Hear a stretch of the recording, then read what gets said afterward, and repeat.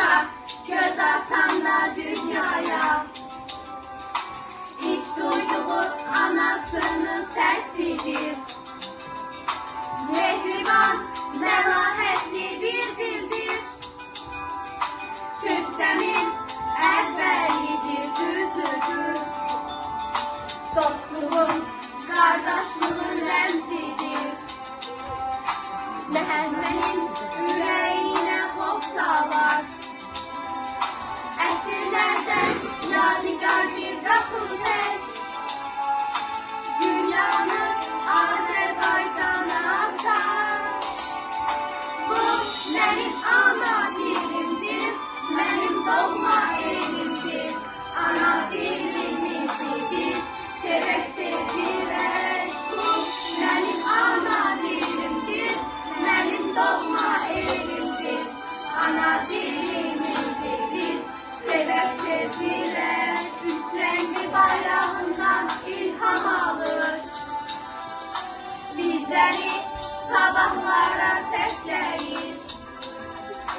Qəlblərdə sevgisilə yurt salır. Dünyada daim sülh olsun deyir. Məzmunun qardaşlığının rəmzidir. Düşmənin ürəyinə xof salar. Əsrlərdən yadigar bir qapı tək.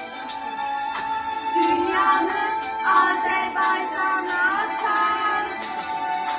Bu mənim ana dilimdir, mənim doğma elimdir. Ana dilimizi biz sevək sevdirək. Bu mənim ana dilimdir, mənim doğma elimdir. Ana dilimizi biz sevək sevdirək.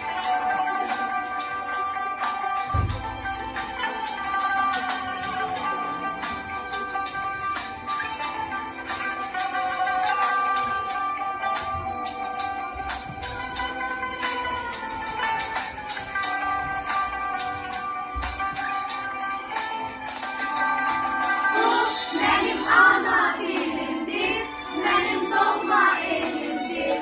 Ana dilimizi biz sevək sevdirək. Bu mənim ana dilimdir, mənim doğma elimdir. Ana dilimizi biz sevək sevdirək. Bu mənim ana dilimdir, mənim doğma elimdir. Ana dilimizə